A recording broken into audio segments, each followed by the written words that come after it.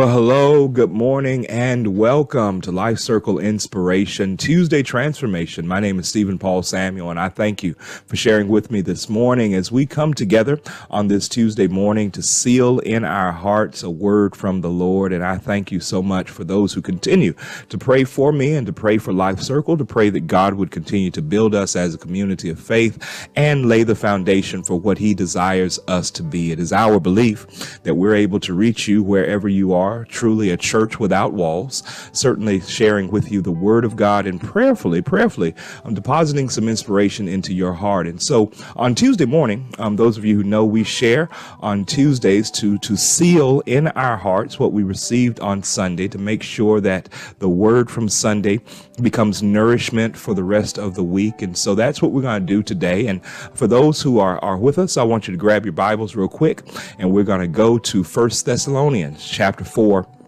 Verse 13, 1 Thessalonians chapter 4, verse number 13. This is the text that we preach from on Sunday morning. And I pray that you got a chance to maybe go back, look at the chapter, look at the paragraph, and I pray that it was a blessing to you. We talk simply about saying goodbye to those that we love. We know it was Mother's Day Sunday, and I pray that you had a blessed and wonderful Mother's Day, those of you who celebrated Mother's Day. But where my heart was actually leaning, my heart was leaning towards those who go through seasons like this, Mother's Day, Father's Day, even Christmas and some other major holidays, and are thinking about the loved ones that have been lost, especially on Mother's Day. And I shared with you that I'm blessed to still have my mother with me, and Trish is blessed to have her mother with her. But of course, there's so many others who go through this season who have lost their mothers, or Father's Day having lost their fathers, and how we go through seasons like this after we had to say goodbye to those that we love. And my heart was really just pulling in that direction. And I pray that something was said on Sunday to help someone through this season. And I know that it may not be for everybody. I understand that. But I do say this, that all of us have a day. All of us have a day when we're going to have to say goodbye to someone that we love. And so we want to make sure that even if it's not your season right now, at least we talk and we share together, and we try to build up each other's faith so that when that season does come, we can be as prepared for it as possible. And so we talked about grieving. We talked about going through this season of grieving. And notice we're trying to make sure, and I got to make sure I keep this straight in my mind, that it's not getting over the death, right? But we're going through a process of grieving, going through a season, and prayerfully, we're growing through that season of grief, coming to a place of hope, as Paul would tell the Thessalonians. And this is why the text is so important. 1 Thessalonians chapter 4, verse 13. Remember, Paul says to them, I don't want you to be uninformed concerning those who have fallen asleep, those who have passed away. He says, because here's the thing, you're going to have to go through a season of grief, but I don't want you to grieve and go through this sad season like those who have no hope. No, I want your hope to be lifted up by your faith, and of course your hope being lifted up by your expectation. And that's what we talked about a little bit Sunday. Some things that we might do to help us through those seasons, so that we go through seasons where we have to say goodbye, not like people who have no hope, but no, we go through them holding on to our faith and raising our expectations. And we gave you a few things that you could do as you go through a season of grief. We talked about celebrating our loved one. We talked about talking about our loved one, sharing our memories with others, making sure that we're talking about them, we're celebrating them, we're remembering the legacy that we're actually thinking about. As my loved one has made an impact on my life, so I want to make an impact on someone else's life. And in these ways, holding on to our loved one in our heart, in these ways we can go through and grow through seasons of grief and seasons of sadness. The separation, the physical separation of a loved one is so hard to deal with. And of course, we know that happens to everyone. That tragedy sometimes comes in certain form, but also not just tragedy of losing a loved one, but then losing some other things in life. When we talk about grieving, talk about going through seasons of separation, it's not just about losing loved ones, but it's also about some other areas of our lives. And so it's something that I think we can all grow from. And of course, the hope is that we can come out better on the other side and not come out bitter. And so today on this Tuesday, very quickly, what I want to do, again, I want you to hold on to that reference, which is in 1 Thessalonians chapter 4. But today, actually, I want to just walk you through these stages of grief. And I pray that as we talk through these, one of the things that I think is so important is to recognize when we are grieving, to recognize when we are hurting. I can remember having a conversation, probably sometime last year, with some members who actually had gone through a period of grieving, and they came to me some months later, after they were still kind of working through their grief, and they said to me, they said, "Pastor, I think you were going through a process of grieving with us," and they started talking about some things that they noticed about me. And honestly, y'all, I didn't even recognize it. After 20 years of serving the church and in my capacity. There are times when you are not allowed to grieve with others. Sometimes God puts you in a corner and makes you grieve by yourself so that you don't grieve out in public. But of course, what happened, that thing hit my heart so heavy. And they said, we noticed that you were grieving with us. And it struck me like a bolt of lightning, to be honest with you, because I did not even realize that I was going through some stages of grief as well. And so I think it's important. For us to always know when we are at that point and when we're going through these stages, when we're working through that process, to be self-aware that I am going through a season of grieving and I've got to work my way through it. And so that's all we want to talk about today on this Tuesday morning, is just how we recognize it, how we can know it, and then of course how we can come out again on the other side, not being bitter, but coming out better on the other side after we've been through these stages. And of course, this is nothing that many of you may know these stages, but I just want to make sure that I talk through them and at least give you something to chew on as we go through seasons and stages of separation, sadness, and grief. Okay. And so that's what we're going to do. And here's the thing. Again, I said this before, this may not be for you today. But it may be for something that God may be preparing your heart for. It's just good to have your heart forearmed, to be forearmed, to make sure that you're armed and ready, to make sure that you're always putting on that whole armor of God, because you don't know when the attack is going to come. Same way it's true for our hearts and for preparing our hearts and making our faith strong. Faith is being built even on good days, because we don't know when bad days are coming. And so let's make sure we do that and we understand that. And also, let me say this before we jump in. Make sure if you have someone in your life,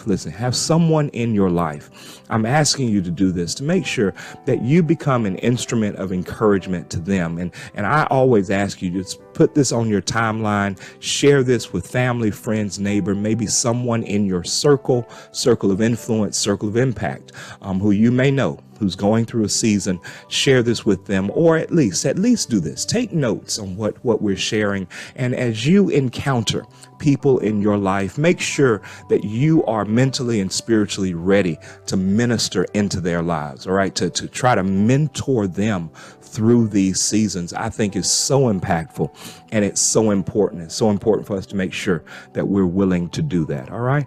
So obviously the first thing that comes as we go through and grow through stages of grief is this idea of denial. And so we want to make sure that we start there, because when we hit seasons of maybe tragedy or loss, the initial shock the initial shock of what has happened, denial is the first thing that pops up.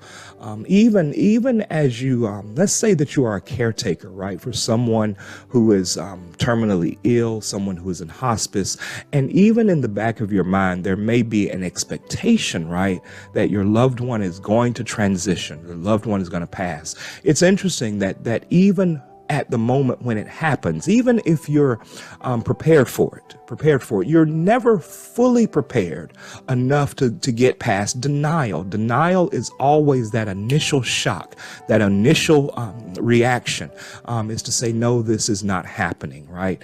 So it's the initial shock. Now, for many of us, that may not last long, but for some, it may last a couple of days, that to get over that initial shock. What is my life going to look like, right, without this person in my life? That's the question. What is my life going to look like without this person in my life? That is that initial shock. And of course, it's the stage of denial. And from denial, you move into this second stage, and this is one, again, that you can't really skip over. You can't really control this. The stage is guilt. Guilt comes, and here again, this is a spiritual battle, right? Because even if you have nothing to feel guilty about, the idea of guilt still comes in the forms of questions, because questions will come into the mind and it will begin to point out certain problems, right? What more could have been done? What should I have done? What others should have done? It will always point out problems, and that's how you can tell that guilt is coming, when these questions come into your mind. Even like I said, if you have nothing to feel guilty about. And of course, I know people in my own personal experience who have been through seasons where they have lost loved ones, and they have absolutely nothing to be guilty about, nothing to regret, and yet somehow, some way, that feeling of guilt comes in. And so from denial, we get into the stage of guilt. And of course, the idea is that we've got to get through that stage of guilt, and because there's another one that's coming, right? So we know from denial to guilt, we got anger. Anger comes in. Now this is interesting. Anger comes in because what we recognize is that we don't have the control over the situation that we thought we had. We don't have the control. And so anger comes in. We get angry, maybe about life, angry at others, and anger just comes into our hearts. And the whole idea, however, is to make sure that we don't allow the anger to control us. Right? We don't want to allow anger to control us. The idea that we get cynical about life and about living. And of course, it's because we realize we have no control. We don't control the things that we thought we controlled. And so the reaction is anger. And then from anger, what do we have? Denial, we got guilt, we got anger. You know what comes next? Depression. Now, this is, if there's any place where people going and growing through grief get stuck, it is in the place of depression. That's what happens. And of course, what I want to give you, let me share this with you, because I don't want to stay there too long. But what I want to give you is how it is we can kind of work our way through depression. Remember, I'm always saying this, that there is no timeline on the grieving season, no timeline on it. And yet we do know that we've got to work our way through it. We cannot give up trying to get through depression and through the stages of grief. And depression is where we get stuck, where we get bogged down. Now, it's going to be very tempting. When you get into that place of depression, to close off communication, to close off talking to people. But one of the ways that you get through depression is by keeping the lines of communication open. Keeping the lines of communication that we talk to people, share with people. Because remember, even the word depression, right? Depression means pressed down. The whole idea is that when you have lines of communication that are open with people, what you're recognizing, what happens is you realize that you can share the load with other people. Other people are willing to share the load with you. They're willing to carry the load with you. That emotional pain, that emotional, whether it be anger or what comes with it, there are people willing to carry it. Now, let me say this, and I say this unashamedly. Sometimes we want certain people to carry the load with us. And we get depressed, not only by the situation, right? But then we get depressed because certain people won't help us carry the load. Can I say to you, that's why they have professionals. That's why they have people you can talk to. That's why they have people who are willing to open those lines of communication. And you have to be willing in your heart to say, you know what? God has a way of sending people into my life who are willing to help me carry this load. And I don't have to carry it by myself, right? And so I can open up the lines of communication, support groups, prayer partners, devotional partners. I'm telling you, just because it's not certain people willing to help us, that does not mean no one is willing to help us. All right. So talking and sharing the load with someone else, opening that line of communication, that works us through the stage of depression. All right. So we think about denial, guilt, anger, depression. Here's something that comes then as we go through depression. You can always tell that you're getting a little bit better through depression, because depression actually brings us to a place where we can become self-reflective, where we become the ability to actually reflect on our own life and where we are in our lives. You know, one thing that death does, and when we suffer the loss of a loved one, is that it really brings us face to face with our own mortality. It really brings us face to face with questions about our own lives that maybe we've not wanted to face before, and so that we've kind of put off. And so it makes us self-reflective. And if you can come out of depression being self-reflective, then of course it leads us to what we talked about Sunday. It leads us to a place of hope.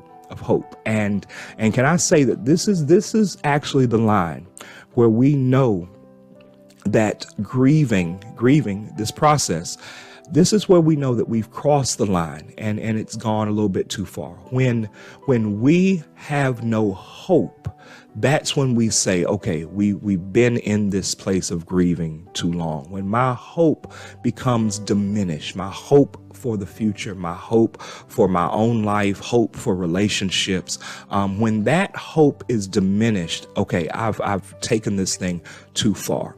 If we were talking about from a biblical perspective, when we have grieved too long, I'm reminded of what God says to the prophet Samuel. When Samuel grieves over the fact that Saul has been rejected by God, God comes to Samuel and asks him a question: How long will you grieve and be in sorrow over Saul? Okay, it's time now for you to move through this grief, through this sorrow, because it is causing you to not see the hope of the future. This is what God says to the prophet. And of course, this is what we hear even in our own hearts. When my hope in the future becomes diminished, that's when I know I'm in a dangerous place when it comes to my grieving. So I gotta make sure I'm making that turn. I gotta keep on trying, keep on pressing to get through these stages. All right. I've been through denial. I've been through guilt. I've been through anger. I've been through depression. It's brought me to a place of self-reflection. And now I want to increase my hope. Now I want to lift up my heart. And I don't want my view of life, of the future, and definitely this. Let me say this while I'm thinking about it. You don't want your view of God to be diminished, right? You don't want your view of God to be diminished. There are so many people who get stuck in places of grief, going through these stages of grief, and they become angry with God. They become angry with God. And of course, that's where we don't want to be. We want to know that we have a God on our side. We want to know that God is working us towards a place of healing. He is healing us, and we are cooperating with God, continuously moving and pressing through these stages. And we want our hope to be lifted. And then finally, as we come to a place where our hope is lifted, I say that then lastly, the last stage of grief, y'all know, is finally acceptance, that I have accepted what has happened. And of course, I'm able to live in the future and live forward towards the future. And so these are the stages of grief, the typical stages of grief that we all know. But I think the awareness of what's actually happening through these stages is so important for us. And so again, what did we say? We said denial, right? Then we said guilt. Then we said anger. We said depression, self-reflection, and then of course hope leads us to acceptance. All right. And so that's the stages that we want to share with you. And again, our goal, our hope is that we would come through the tragedies and the losses of life, the separations that we have to deal with, that we come through them better and not bitter. We don't want to come out bitter. We don't want to be bitter people. We want to come out better with a better hope, an uplifted heart, and of course, better able then to help others as they go through their stages of grief as well. All right. So again, I thank you so much from the bottom of my heart for sharing with us. I pray that something was said that was helpful. I pray that your heart is being lifted by Life Circle Inspiration. We're so blessed to be able to continue sharing with you the Word of God. And of course, we're evolving, because now we got Life Circle Connection, which should be coming online by the end of the month. And we got a little preview of Life Circle Connection on Sunday. And so we're excited about adding that to Life Circle Online. And we continue again to build the platform, because we believe the platform is going to be the foundation for the future ministry. And so we just hope that you will hang in there with us. Thank you for those who continue to sow seed. I want to ask you, if you will, make sure you go to the website, make sure you subscribe, because that's how we're going to build our contact list. So if you don't mind, please make sure you subscribe to the website. Make sure that you Brent gives us your email so we can kind of stay in touch. And don't worry, I'm not going to flood your email box, but we do want to keep you updated with some information that's coming forth for this month, and hopefully by the end of the month as well. All right. So again, I thank you so much for sharing with us. I pray that you have a terrific Tuesday, an awesome Tuesday, a transformational Tuesday, and that you are blessed today. All right. So go forth now. Let's go and be blessed, and let's go be a blessing. Thank you so much for sharing with us. Until next time. I hope that something has been said to lift up your heart and to lift up your spirit. And I'm going to ask you to do a few things before you go. Number one, I want to ask that you would pray for us. Pray that God would give us the wisdom to build this platform and enlarge our circle community. Secondly, I want to ask that you would participate with us. Please make sure you share this video on your timeline. Make sure that you are impacting someone's life with inspiration. Thirdly, I want to ask that you would consider partnering with us. We are thankful to the AACPA of Rome, Georgia, and they are a community organization under which we do Life Circle Online Community. I would ask that you would consider giving a donation. The information will be on the screen, and it will be so much appreciated. Again, I thank you for sharing with us, and until next time, stay inspired and stay in the circle.